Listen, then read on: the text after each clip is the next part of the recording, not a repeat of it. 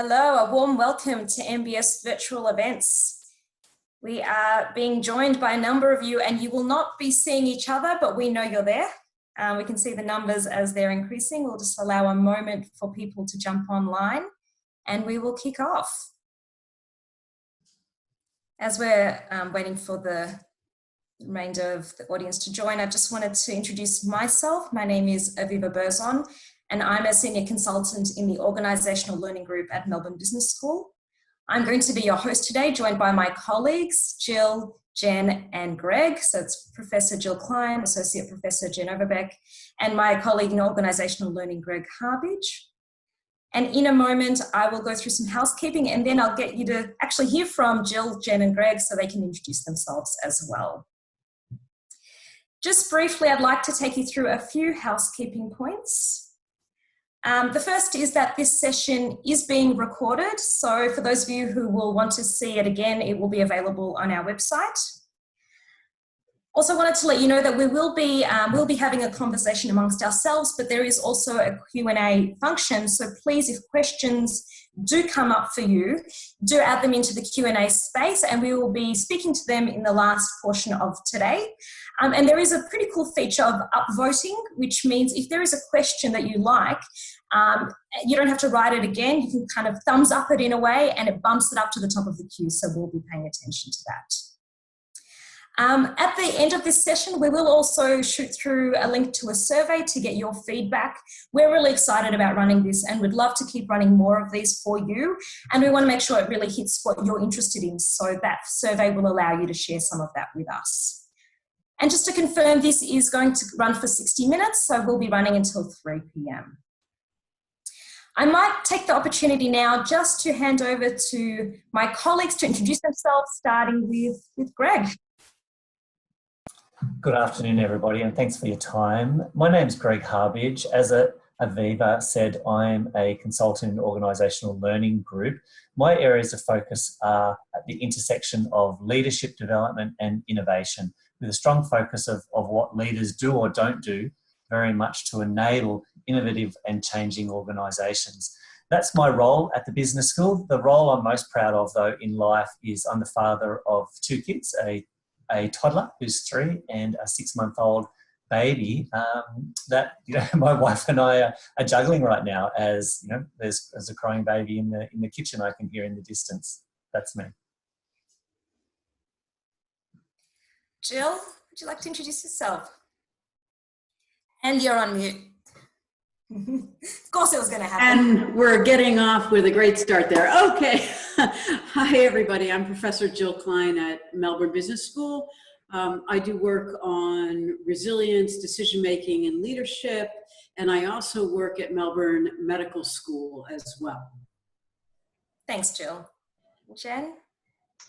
Hi, I'm Jen Overbeck. I'm also on the faculty at Melbourne Business School. I specialize in organizational behavior, so these are topics such as power and influence, leadership, and negotiation, which I think is particularly relevant for us right now as we are negotiating a new reality around work and home. So I'm looking forward to chatting today. Fantastic, thank you. So we are looking at the topic of when home becomes the workplace. And this is a big topic, and there is a lot that we can potentially cover in relation to this. For today's session, we chose to focus on a few key areas based on what we're hearing from our colleagues, our peers, our clients about the things that are challenging for us at the moment. And I'll just pause, and you can see some of those captured on the slide at the moment. Just take a moment and read that, and maybe even think about which of these questions really call out to you. What's particularly relevant to you right now?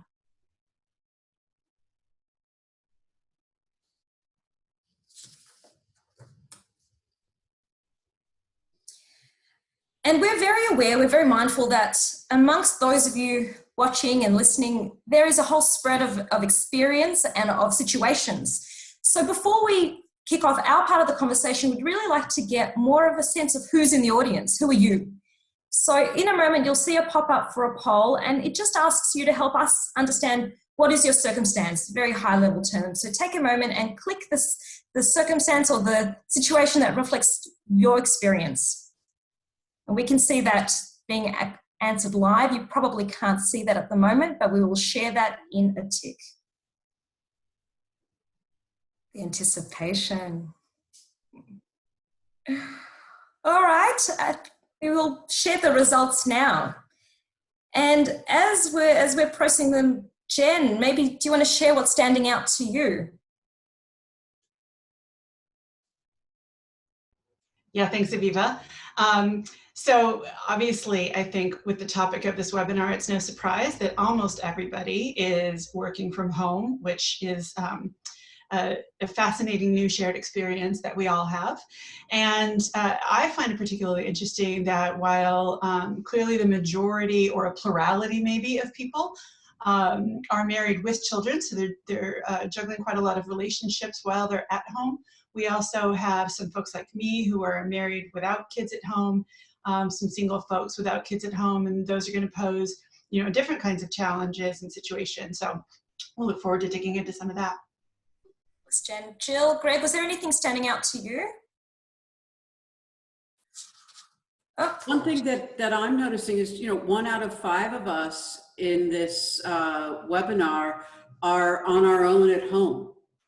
And that has some special challenges too. And so I think that's something for us to be keeping in mind. Great, thanks, Jill. And Greg, I might hand over to you now because you are working from home like the rest of us. You have 2 young ones, you have a partner who's also working, and really curious for you to share, how are you managing that at the moment? Well, how we're managing it now is quite well, in contrast to probably a month ago, to be honest. So I'll dig into what I mean in regards to that. And, I'm quite thankful that it's going okay right now. But when we first had the mandate from Melbourne Business School for all of us to work from home, that was quite a fundamental shift for me and for us as a couple, because around 8 or 9 years ago, when I made the move from consulting back into full-time work, part of that was because my wife and I decided it was more important for us to get in sync with each other.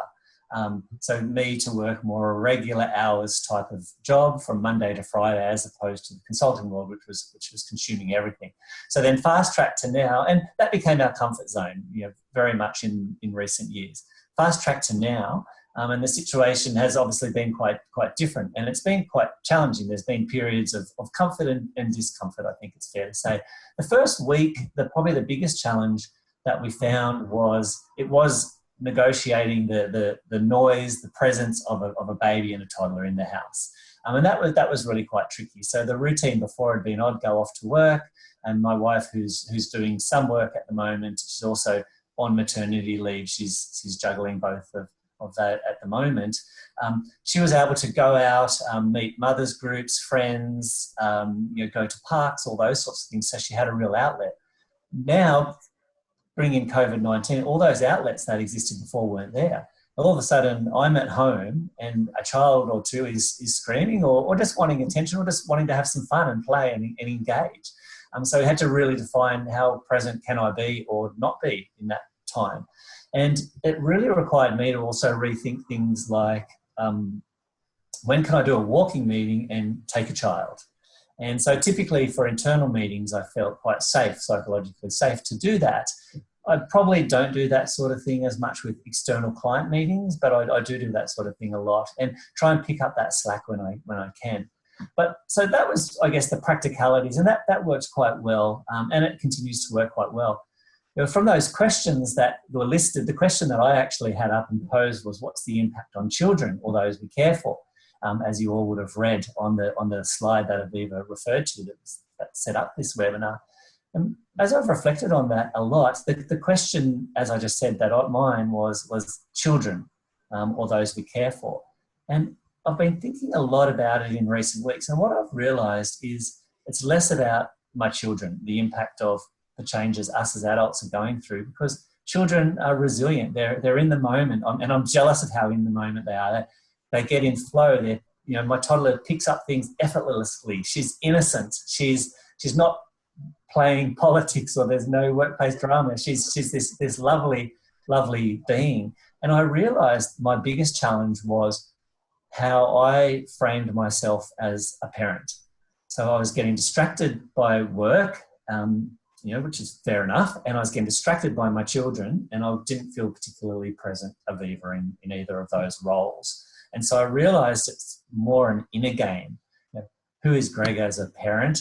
How do I parent and be present and satisfied with how present I can be? So I had to probably do a lot of negotiating with myself, actually.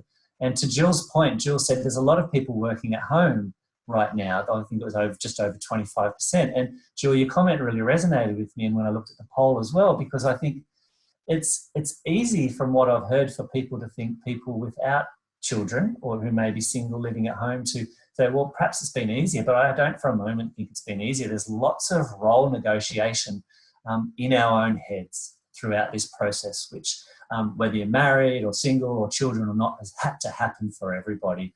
And so I've just felt that particularly acutely, how I hold my role at the business school and how I hold my role as a parent at this point of Aviva. Great, thanks, Greg. I've been joking at times that the happiest people at the moment are probably children and pets, because they're seeing more of their parents than ever before. But the inner game has been really, I think, top of mind for a number of people at the moment. Jen, was there anything that brought up for you? Yeah, it's so interesting to listen to Greg talk about this. I think, again, I'm in a very different situation not having kids at home. I do have a pet, and he's sleeping behind me, and somebody may glimpse him at some point. But I think, one of the things that this experience has brought on for all of us is that previously, I think most of us had separate selves and separate worlds in our lives. So there's our work self and our work world, there's our home self and our home world, and maybe there were even others that we had. And now we're in a stage in which all of those have to merge, that everything is pooling together as opposed to being separate. And that I think what I loved about what Greg said is that there's a real opportunity in that. There's an opportunity to let some of the best parts of one of those worlds help us put into perspective and bring resources to another one of those worlds. And obviously at the same time, there are also these real difficulties that happen, such as when work has expected us to be fully present, and it's almost as if we're supposed to pretend there is no self outside of work. There's nothing that we could possibly be thinking of all day except for work.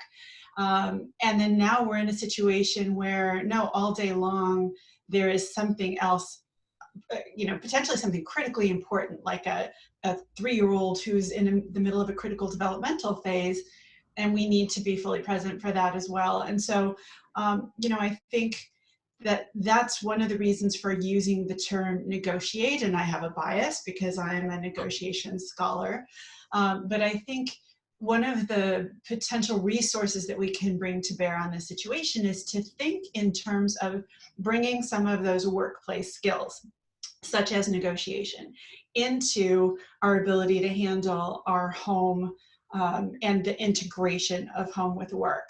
So I think one of the sources that I've perceived among myself, my friends, my family, of tensions around this is that we aren't used to we're not used to letting family into the workplace. We're also not used to bringing our work skills and tools into the home. And although we have to do that delicately because, maybe kids don't want to be put on a Gantt chart or anything like that, but nonetheless, we can bring some of those skills into the home. And one of the things I think we can really do effectively is to negotiate and to have partners, particularly for the, like I said, the plurality or maybe the majority of people who are sheltering in place with a partner, to have the partners regard their work and the home duties not as 3 different separate buckets that they have to figure out how to separately handle, but as a pool of obligations, priorities, and values that they can then engage together to plan how to meet.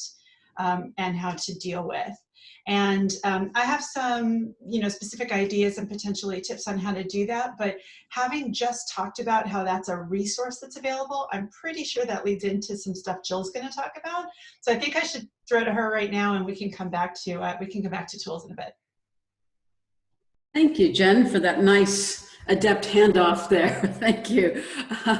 So I teach resilience and a key aspect of resilience is when we're dealing with adversity, how are we seeing it? How are we interpreting it? And a lot of research shows that that interpretation has a big impact on our well-being above and beyond any direct impact of an adverse event. And one of the things that can happen when we're dealing with adversity is we can see it as a threat or as a challenge. So when the COVID situation first happened, probably most of us were pretty much in threat mode. We were worried about our health, the health of our loved ones, what we were going to do, how were things going to be managed, and so forth. And then, but probably most of us by now have some aspects of the challenge view of it, but which, well, there's some opportunities here, we can learn how to do some new things, and you kind of get into a more sort of optimistic kind of mode. And a lot of research has shown that a key thing that affects whether you're in threat versus challenge mode is how you see your resources versus the demands of the situation. And so if you see the demands of the situation as much greater than the resources you have to meet those demands, you'll be in threat mode. And if you see your resources as greater than the demands, or at least kind of getting in the same ballpark, so you can, start feeling like, hey, I think I can manage this. I think I've got this. And so a critical thing for keeping ourselves in the healthier kind of challenge mode is having our resources feel as big as they can possibly be, and having our demands broken down as much. So the simplest one is, if you're thinking about a big task that you have to do or a lot that you have to get through, if you're looking at all of it at once, then those demands can seem so big that you're going to be in threat mode. So what you need to do is just break little pieces off and think, what do I need to do by the end of today? What do I need to do by the end of this week? And break those things down. And if you're a leader in a team, helping people do that, being clear about what you want on their plate, what should be in the center of the plate, what doesn't have to be on the plate, anything you can do to break down demands is really helpful. Ways we can increase our resources, one key way, to chime back on what Jen was saying is, pooling resources. So if you're at home and you're feeling like it's your job to homeschool the kids, it's your job to take care of the house, and you're expected to be at 100% productivity for work, then it's probably time for some negotiation because the demands of that situation are almost certainly going to outpace the resources that you're going to have, particularly in the long run. And that's where sort of pooling resources and divvying things up is going to start becoming really important. I'm conscious, Jill and Jen, you've been working from home remotely for years as academics, as researchers, and we're talking about negotiating roles and productivity, and I'm wondering, from your perspective, how is this different now to what you've already been navigating as flexible workers? I'll take this one first. Jill can speak more to what it's like to do this with kids at home. What I'll say is, so academics frequently work from home. It's something that we're accustomed to. There are big differences in that, it's possible at other times to leave home. It's possible to go to an office. It's possible to have those conversations in the corridor with your colleagues, and that's something that we miss out on right now. One of the things that I found over the years, just because even though I don't have kids, my household, let's just say, is a very interactive household. My husband likes to talk. And so I've had to develop skills around doing work. I noticed a question came through earlier about working from home with a child and needing to start and stop tasks on an unplanned basis. And, there's this really interesting research that shows that it takes people, I believe it's an average of 21 minutes to get their brains really into the groove of a problem or a task or a project. And so if somebody's popping in your door every few minutes, it's going to be really hard to get into that groove. And it'll take you 21 minutes to get back to it, even if all they did was pop in with a 1-minute question. Now, interestingly, this research was designed for workplaces where people pop into your office just to ask a quick question, and then it can take you 21 minutes to get back to what you were thinking about before. So I'm not sure that that is actually worse in that sense, but I think the nature of the interruptions and the nature of our expectations are clearly different. And I'd like to share that one bit of great advice that I got years ago from Adam Grant, who's a very well-known organizational psychologist. Adam has 4 kids, and he's one of the most insanely productive people I've ever met in my life. And he says the secret to his success is that he has trained himself to work in 10-minute chunks. So if he's writing a paper and he's waiting and the family's getting ready to go out and there's 10 minutes and he knows he's just going to be sitting waiting, he opens up his laptop and he spends 10 minutes writing something on that paper and then closes it and goes. Now, I think Adam's superhuman, but I also have tried to learn from that and tried to find bits of my work that I could put into very, very small chunks. And I try to think in advance. If I know I'm going to have a day with a lot of interruptions, I try to think about what are little pieces of a task that I can do so that I can get to something that needs to be completed. And these are the kinds of skills that have served me very well in doing all of my work from home. Fantastic. Yeah, I think you're right, Aviva, that as academics, we have a lot of experience with that. I mean, we're not used to working at home as much as we are now because, you know, for most of us, probably at least 4 days a week or so, we'd still come into the office. But I think we do have more experience than a lot of people do with working at home. And I think, look, one of the big challenges of working from home is that you kind of always feel like you should be working. The demarcation between work and the rest of your life isn't there the way it should be. And I think academics just live with that all the time because, as you said, Jen, you could always pull out a laptop and write another paragraph in a paper. For those of you who are not familiar with academic life, we have to teach well and do all of that. But the key thing that keeps us going and keeps us employed is writing journal articles that get published in top journals that reject 90% of the papers that they get. So it's a, you know, it's a constant amount of work, and it's really easy to be at home and on a Sunday afternoon and thinking, oh, well, I could watch this TV show, or I could do this, or I could do that, or I could, you know, write some more of the paper. And I think in the interest of well-being, for me, I've had to really structure my time, you know, each day kind of know what are the things I'm going to try and get done, and that I can stop when I get those things done. And if they're not done by a certain time, I stop anyway. And, you know, that you kind of have to be that way. Otherwise, you're going to spend your life always feeling like you're working. And that's how I felt early in my career. I wasn't enjoying the things that I should have been enjoying.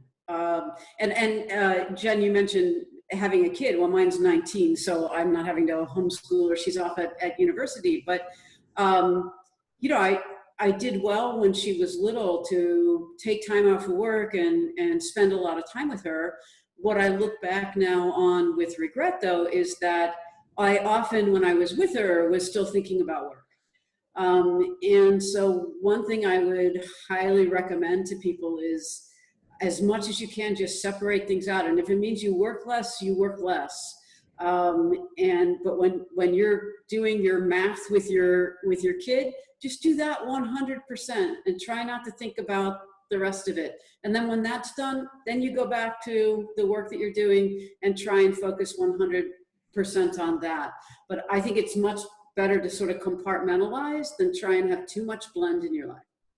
That's my Jill, are there any hacks for that? Because as you say that, I don't have children, and yet I constantly feel the pressure of the work because I'm finding it hard to switch off even when I press sort of shut down. So I'll open it to the panel, but starting with you, Jill, if there are any hacks that you can share to help with that. Yeah, it is kind of tough that you just kind of have to make the decision, okay, I'm done for the day. And just shut up. And I literally shut everything down here at my desk. And we're in a open plan living area, and I'm in an alcove of that. So I'm like next to the kitchen right here. So I see my desk all the time, but I just literally shut everything down. So there isn't that temptation to, you know, jump in and do something. Greg, you mentioned that you have 2 little ones and that you were sort of feeling like sometimes not playing either role well. How have you worked through that? Yeah, look, perhaps I'll touch on some of the things Jen's been saying and Jill's been saying, and also Ben's been saying in the Q&A there, actually, if I could, to respond to that. So there's a few different threads that are all coming together for me as I listen. Ben, the first one, that question you've got up there, you've written, while working from home with a child, I need to start tasks and stop them unplanned throughout the day. I'm struggling to be effective as I normally would be. Do you have any suggestions for getting the right frame of mind to deal with this? I think, Ben, first thing in terms of that mindset is this is the inner game. You're not alone. And it's not to bully ourselves, yourself, myself. I try not to bully myself to say, hey, look, I'm not as productive as I would want to be. I was sharing with Aviva and Jill and Jen last week that I tried to do something at the kitchen table with the kids around. It would have taken me 10 or 15 minutes. It took me an hour, and I even yelled at my toddler at one point, which is not something I'm proud of or particularly would like to do. But I was just caught in that middle zone of just not being productive. And I just walked away and I laughed at myself. And Jen mentioned values, and I laughed at myself afterwards with a little bit of distance, a little bit of space from myself and the toddler at that point in time. And I just went, well, what's most important here? How perverse am I to even sit at the family dinner table / kitchen at 7 p.m. and expect that I can do some work for 15 minutes? You know, I really just, for some reason, I thought I could do it, and I was clearly just mad. But Jen mentioned values, and I'm really been using those last few weeks saying, well, what's most important? Fundamentally, my family is most important. The relationship with my wife, with my kids. What do I also believe in, fundamentally linked to my values, is education. Thus, I work at Melbourne Business School. So education, one of the things that's helped my wife and I really negotiate this. We're both at periods where we're considering next career moves and roles. So, you know, we're actively doing things in that area. And so one of the things that's been great for us is having really dynamic career conversations, particularly around education. We both value education deeply. She's been doing some studies through some universities over in the States, which has just been fantastic for us both to engage with. So, you know, I was really resonating, Jen, when you mentioned values. So coming back to family, coming back to that value I hold of education and the importance of that. But Ben, you also, you know, small tasks. It's interesting Jen said 21 minutes because I live my whole life, and here's my interval timer, never used for the gym or exercise, but used for doing tasks. I have a 21-minute timer and a 29-minute timer. And my whole day, I must press those timers about 15 times. And it's my mindset, and it sits up in front of me. And when that's clocking down for 21 minutes, I resist responding to a text. I resist responding to an email. Sometimes it is possible, sometimes it's not. But I'm able to train myself with that discipline, and I actually get a kick from it. You know, I feel proud of myself when the timer goes off at 21 minutes and I said, hey, actually, I'm probably typically my biggest distraction. I'm often looking for that phone call, that text, that email for that endorphin hit to feel wanted, to feel valued. Oh, someone wants me in a meeting? Fantastic. Let me just schedule that. Or I can get back to that person in 1 or 2 minutes. But again, it's just that inner game, Ben, personally that I've found most valuable. And also, again, with my circumstances, being able to have those conversations, with my wife and I, we're able to have really different conversations that we've never, you know, had before around what do our next careers look like? What does our next family vision for life look like? But then also, what do we actually personally need as individuals right now? And are we making sure we're doing those things? And so the other bit, just Jill, you were talking earlier about resources and demands and breaking it down, and you mentioned threat mode. And I was listening to that, Jill.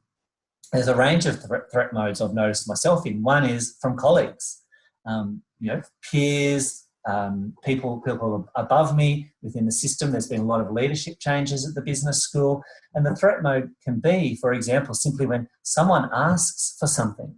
particularly when there's seniority and authority. And there's with change, there's a lot of repositioning of demands and what's important and what's not important. So I've noticed myself in threat mode when I'm trying to work out within the constant change. And look, I'm sure many of you out there relate to this. We're all working in constant change before COVID-19. It's just amplified it. When we do go back to it and there's some questions, what are we going to go back into in the workplace? We're still going to go back into places of constant change. And so I think with that mindset, that inner game, re-entering that, we're not going to go back to what it was. We're going back to something new, but it's not like we're going to find that something new anytime soon. It's actually the new is going to be just perhaps a greater degree of preparedness for that change. So a colleague of mine, and then I'll stop talking, said to me about 15 years ago something that really resonated with me. And it came, I was facilitating with a group and I found myself on the spot and I didn't know what to say or where I wanted to go to next with this group. And when I was debriefing with her afterwards, she said, so Greg, how are you going to plan to meet yourself when you find yourself in that situation again? And it was one of the best pieces of advice that anyone's ever given me, because when something happens, when I think I haven't handled it so well, and Ben, and I'm thinking about, to your question, when I haven't been as effective as I've wanted to be, or I haven't communicated as effectively on these Zoom, Skype, Teams environments that I'm finding myself in, just coming back to have a little laugh at myself and say, so how do I want to meet myself there again? And how I want to meet myself intentionally in these challenging places is in a more compassionate place where I don't bully myself to have had to be perfect, to have had the answers and to have to know, but just be compassionate and more present. Thanks, Greg. And I can see from the comments that what you're sharing is really resonating with some of the people, and I can almost see virtual nods coming through. So thanks for sharing that. A term that I've started to hear coming through in conversations with clients is this idea of kind of learning agility. And I was talking to one client that said it used to be a concept which was hard to convey to the people when we're talking about leadership capabilities or talent mapping, and yet it feels more tangible now. So I wanted to, whether Jill or Jen, whoever would like to take it up, what are your thoughts on how to embrace the learning agility that's showing up and embrace the opportunity for cultural change that Greg's starting to allude to? And I know change and culture is your area, so maybe I'll flick that one over to you. Yeah, sure. I'll address your question in a second. There are a couple of points that came up during the last little bit that I really wanted to follow up on. And I see some questions coming through about really how do we do this compartmentalization. So these are just two very concrete tips. One of them, I know that we've all probably heard and read that it's really important to have ways to tell ourselves and signal to ourselves that it's time to shift from one mode to another. Like when it's time to go to bed, we're told we should, put away devices a particular time before we go to bed. We should have, our bedroom should be a place where we're not doing other things so that when we go in there, we associate it with sleep and that's all. And I think similar things can be true for work. Now, a lot of us don't have the luxury of a dedicated workspace at home because that just wasn't part of home life, but you can still visually create a workspace around you that you only use that particular space, or maybe you put out objects or something like that when you're ready to work and you put them away when you're done working. You can pretend it's your hot desk at home. And so, I set it up when I arrive and I put it away when I go away. I have a colleague who jokes that he changes from his workday sweatpants into his relaxing at home sweatpants when the workday is over. So you can do little rituals and things that remind you that I'm moving from one phase to another. And then in light of what Greg was saying, I really was hearing, Greg, the kind of pressure that you feel, and I think a lot of us feel, about living up to other people's expectations. And so we can have the best of intentions for balance, but we still feel the pressures and expectations of other people. In addition to being an academic, or as part of being an academic, I have a supervisory role. I have a research team, and we have a weekly meeting. And so we meet on Zoom, and we talk about tasks that the students have been doing, students and employees have been doing. And what I started to do is in each one of those meetings, we start with kind of a check-in on how much chaos is going on in everybody's lives. And that by starting with that, it lets them understand that it's okay to be transparent and to share those kinds of things that we're dealing with. They can share that with each other as well as communicating it to me. And it allows me to calibrate what my expectations are of them based on what they're going through that particular week. So when there's a lot of disruption, then we can take that into account. And if somebody has less disruption, then maybe more work is going to shift to that person. And there's a real sense of teamwork in that that's happening right now. So just for those participants who are not only struggling with how to manage their own workload and burden, but also thinking about how do I manage my team, I think encouraging that kind of openness is going to be good, not only for everybody's well-being, but also for workflow, because then they're not going to be hidden problems that you're not encountering. So to go back finally, Aviva, to your question about agility, you know, a lot of what we're seeing right now is stuff that the Agile system has promoted for years. I think that we can use systems around project management, around really quick check-in meetings as opposed to long, ponderous meetings. I think being really responsive to situations as they happen and being ready to change if something's not working. Right now, we're forced to do all of that, and it could indeed be a skill set that we can bring back to, you know, in the future. That might be something that propagates or something that serves us better going forward. Right now, it's super uncomfortable because it's a transformative period, but change is always uncomfortable. Hopefully it transmutes into something of value. Thanks, Jen. And as you're speaking, I'm starting to hear that there's two things. There's the inner game and the outer game. There's what mindsets do we need to help us navigate this in a way that allows us to take up our roles in a way that we can be comfortable with ourselves and proud of ourselves. And there's the what behaviors support that or reinforce that or undermine that. And you're speaking to both of those dimensions. And I think that's the work, isn't it? To hold both dimensions. Jill, I'm mindful that you have some really good ideas for how to support your own mindset through these sorts of changes. I know you talk about acknowledging what's working well. I was wondering if you could share a bit about that.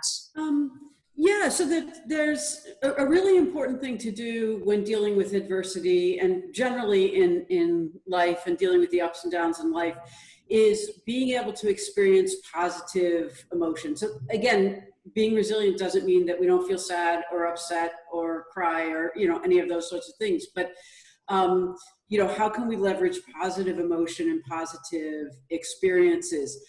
And it's an interesting thing because our brains evolved to pay attention to the bad stuff. If you were out on the savannah 100,000 years ago and there's something that might be a lion coming through the tall grass over here, but oh my God, look at that rainbow, and it's this incredibly beautiful rainbow, and you pay attention to the rainbow, forget it, you're not passing your genes on to the next generation. You know, you're gonna be eaten. And so we evolved to pay attention to the threatening stuff in our environment. And what that means is in today's world, we can often go through the whole day where all kinds of positive things are happening and we don't even notice it because we're too busy kind of putting out fires and paying attention to the things that might be harmful to us, the office politics that might get in our way or, you know, whatever it is. And so in a sense, we need to kind of train our brains to focus on the positives a little more. And there's this great exercise that's come out of positive psychology where they've done huge randomized controlled studies where they have some people do this exercise and some don't.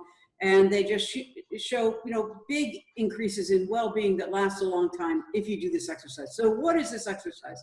It's the what went well exercise. And basically all you have to do is at the end of the day, write down 3 things that went well and why. They don't have to be huge, big accomplishments. They can be if you have one, but they can be, you know, small things, little things that happen and that you did well. And so, for example, for me, I woke up this morning to an email that a paper that I thought was going to get into a journal was rejected. And now I see sad face on Jen because she knows exactly, as an academic, knows exactly what that's like. But, you know, in my what went well at the end of today, I'm going to actually be able to use that because even though it was disappointing, what went well is I know the editor, and I sent him an email and I said, look, it looks like I missed the mark with this paper. It was for a special issue of the journal. And I said, but if you have something similar to this in the future, I would sure love another shot. And he sent an email back and he said he would love to give me another shot, and we'll definitely keep that in mind. And so I had, this good thing happened, which was making this connection with the editor, creating an opportunity for the future, and just kind of feeling better about the whole thing. So that's going to be in my what went well and why. And the why is, even though I felt kind of sad and upset about what happened, I still sent that email and made that connection. So that's basically how the exercise works. You just kind of come up with 3 of those, why it happened. The why it happened is really good because you can start sort of gathering your own intelligence on what works in my life, what makes positive things happen. So that's really good. And by the way, you can also do this with your team. Quite often we debrief when things go poorly, like when things go pear-shaped with a client or something, where we sit around and we talk about what went wrong and stuff. And we don't do it often enough when things don't go well. And when things go well, we want to share those positive emotions. That's good for everyone's well-being, but there's also intelligence to be gathered there too. So the what went well exercise is also something you can do with your friends or with your spouse or partner too. And Jill, what I like about what you just did then, you've shared something very tangible, so the what went well exercise, but what you've also shared there is you've brought something up very current today, where you had discomfort, where you faced some adversity, where you could have been under threat, and you found a community, a safe space that's allowed you to share that. And I would hazard a guess, and I'd be interested even just sharing that now to this group. You're smiling, you're nodding, you're chuckling at yourself a little bit. My question to you is, how do you feel when sharing something? So, that's a very personal thing there. Well, it's interesting because it does actually make me feel better, because I feel like there's a community here, and even though we're not all in the same room together, it's our MBS community and people have come into that community. I also, and this is something I work a lot with hospitals and in the medical world as well. I think we need to all get better at sharing our scuff-ups, sharing the failures that happen and the setbacks that happen and how we're dealing with those things. Because I often think that in our corporate world or in our various organizations, government organizations, hospitals and so forth, we sometimes can all be playing this elaborate theater of I know everything, I'm sure about everything, I'm an expert, I don't mess up, and that's how you look good in other people's eyes. And then everyone feels like they have to do that, and actually we're all screwing up all the time, but we don't talk about it, and then sometimes we feel like we're the only one. And particularly when we're more junior coming into an organization and we mess up on something, we can feel like, oh man, this is the end. Now everyone thinks I'm an idiot. And I think it's really, really important for us to share our setbacks as much as we share and celebrate our accomplishments. And I also think it helps to role model to people, okay, so how did I deal with that and what worked well for me? And that if we could be all continually learning those tips from each other, we'd probably all be a lot happier. Thanks, Jill. And something that's really stood out to me in the last few weeks is that this notion of vulnerability and authenticity, which we've heard spoken about so much in the leadership literature over the past years, it's so in our face now, because you see people's lives, you see their kids crossing the screen, you see the cat coming in front of the laptop, you're seeing people's artwork and getting a flavor of what they like in their personal lives. It's a time where it's sort of, vulnerability seems to be part and parcel of the landscape that we're navigating at the moment. And I think those, a lot of the research around types of leadership that enables teams to build trust, we're confronting that head on at the moment. Greg, before we turn to the Q&A, I was just wondering, because you work a lot with clients and organisations, and you'd be seeing a whole spectrum of reactions to this amongst teams. Is there anything that you'd like to share, particularly in relation to how trust is being formed or maintained amongst teams? Oh gosh, what am I seeing? I'm just thinking through different clients at the moment as you're talking. Look, the key to trust. So one of the pillars of trust is integrity. And I'm seeing that that's really quite important. And so with integrity, as it links to this vulnerability conversation that we're just having, is integrity can be very much about this vulnerability, but being authentic in the vulnerability. So I'm sitting here with a piece of, Lego. That's just fantastic, created by my 3-year-old. And I'm actually really appreciating that I can hold that up and share that, and that in this space, it's not actually vulnerable to actually do it, but it's actually feeling authentic. So what I'm finding is the integrity of people are sharing with the exec teams, with boards, with high potentials that we're working with, when people can share with that vulnerability, with that authenticity, what's real. And I just think our physical spaces, you just referenced again, Aviva, that there's the outer game, our physical spaces. It's the kids' bikes in the background and kids' skateboards and things. It's Lego. It's Sesame Street things sitting on the bed behind me. I think I'm finding that as a great motivator just to share more of who I am. But I'm noticing clients are actually using that very effectively as well. So showing this physical environment where we live is actually a relief, people are saying, from the sterile environment of our workplaces. And I go into a lot of different workplaces regularly, and 90% of them are just shockingly sterile.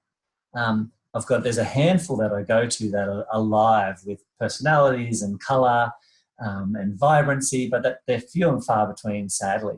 So I find the authenticity and the vulnerability and the integrity of being people having to, because they're forced to just share what's real for them, and for people to have to accept it and be willing to work with it is I'm just delighted in what I'm seeing in client work. Sorry, I didn't quite answer it. Went around on a few things there, so maybe Jen or Jill might have something to add to that. Well, I would just love to jump in on that, because I think I'm going to use that as a jumping off point in a slight way. What you're saying, Greg, I think is really helpful for everybody to hear, that willingness to let yourself be vulnerable, to share, to be authentic. That's one of those things that I think sometimes that work mask has kept us from doing, that we go into the workplace and we feel we're supposed to shed all of that. And one thing that we haven't really discussed today is for those people who are at home with kids and with partners in particular, figuring out how to navigate and juggle both partners' work and the needs of the children is prompting, I think, for a lot of people, a kind of uncomfortable gravitation toward really traditional gender roles, for example. And in fact, there's an article that just came out today in the New York Times talking about how indeed during COVID, during shelter in place, we're seeing people occupying traditional gender roles, but we're also seeing disagreement between partners about just how much childcare is being done by each partner. And I think, one of the things that reinforces a tendency to gravitate to traditional gender roles is that in society, men are often subject to even greater pressures to bring only a work self to bear in the workplace, and not to show kids, not to show family elements. And so when it comes down to there being competing needs, I think the pressures on men are all the greater to just completely show up to work as if there were no family. And I think women's socialization tends to emphasize that aspects of childcare and child well-being are non-negotiable.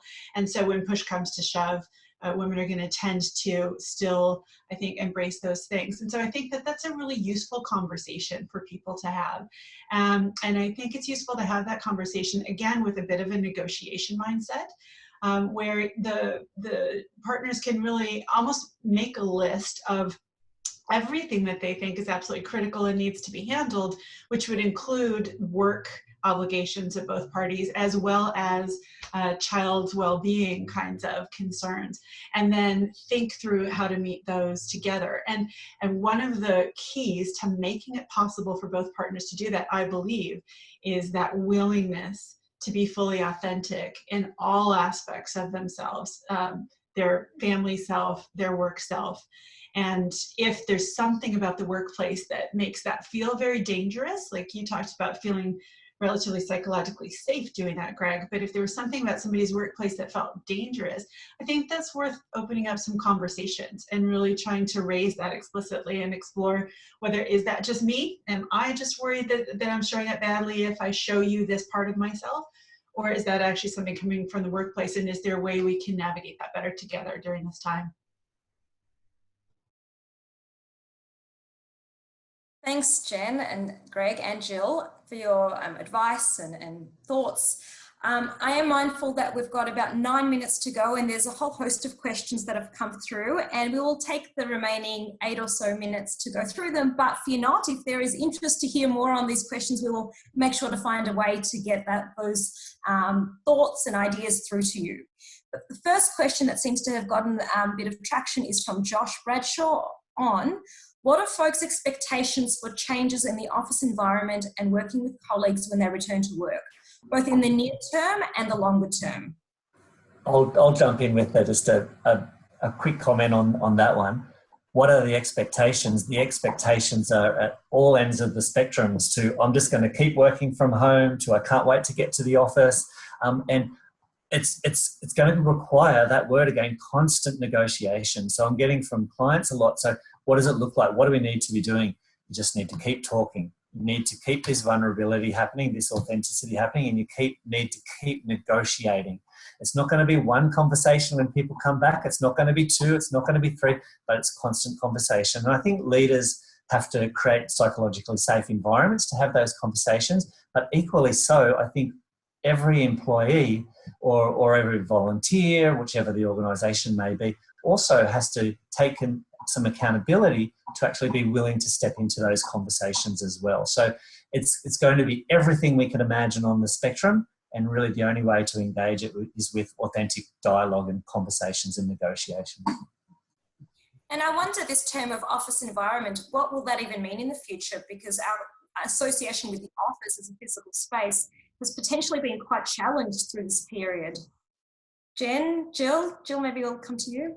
Yeah, well, so I think one thing is that, you know, for some people, they're saying, I really like it at home and I'm like in no rush to go back. And some of us, you know, just can't wait to get back. So I think, like you said, Greg, there's a whole sort of spectrum out there. And I think as leaders in an organization, you have to sort of be aware that as things open up again, that'll make some people happier than others. The thing that I think is going to be helpful for us and very informative to us is it's going to be staged. I mean, it's very likely that we'll go from working at home every day to working at home 3 days with 2 days in the office, because everyone can't be there at the same time. And so we will get to sort of see which combination we like the most. And as leaders, sort of with the people on our team, you know, do we notice spikes in productivity? Like, oh, for Fred, when he was in the office 3 days and out 2 days, that seemed to be the sweet spot for Fred, right? And this is the sort of thing that we can be looking for as managers and leaders as we go through these different hybrid phases, you know, for the sort of work we do in our organization and for certain individuals within the organization. What's the best trade-off and best combination that we're going to have? And so I think, in a way, I think it's good for all of us that it isn't like a light switch that's going to be flipped and we all go back to our previous life. I think there's a lot of opportunity in the phased approach to sort of discover all different kinds of styles of working. Fantastic. Thanks, Jill. Jen, was there anything you wanted to add to that? Yeah, I was just going to mention that I think one of the things that we see right now, I was just talking to somebody in the federal government's diversity agency about the fact that feedback that has come in about work from home has been positive, and that a lot of managers are really surprised by how well it's working in terms of employee productivity really not dropping off. I think managers mostly have done a good job pivoting to focusing on results, focusing on what people are producing of value as opposed to inputs or time spent or metrics such as that. But that's, that's going to characterize workplaces that were relatively collaborative and respectful to start with, I suspect. I think a highly command and control workplace is probably struggling more right now and is probably going to try harder to just go right back to the way things were.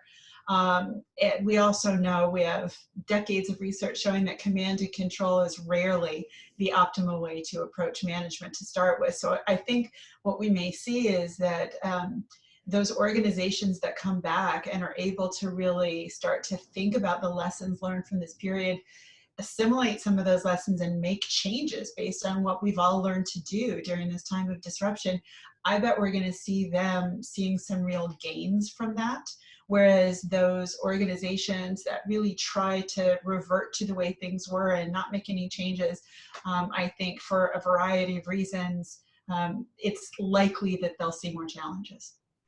And let me just jump in there with that, because I think one thing that leaders need to keep in mind is that this has been far from a perfect experiment of how do people do working from home. Because what we have in this group, 40% have kids at home. That's not going to usually be the case. They'll be at school or in daycare a lot of the time. And people are dealing with a lot of stress. Worried about loved ones, and we're safer here in Australia, but I have elderly parents in the United States where things aren't going so well. So there are a lot of people who are just dealing with extra issues and fears and concerns. So I guess I would caution leaders against thinking of this as a clean experiment where, person X, how productive were they at home versus in the office? Because for a lot of people, if they were 30% as productive, but they had 2 or 3 little kids at home, hey, I would say that they're above the mark, right? That they're doing really well. And in some ways, what would be really helpful from a learning perspective is if there's a period of time where kids go back to school and there's daycare again for kids, but we're still mostly working from home.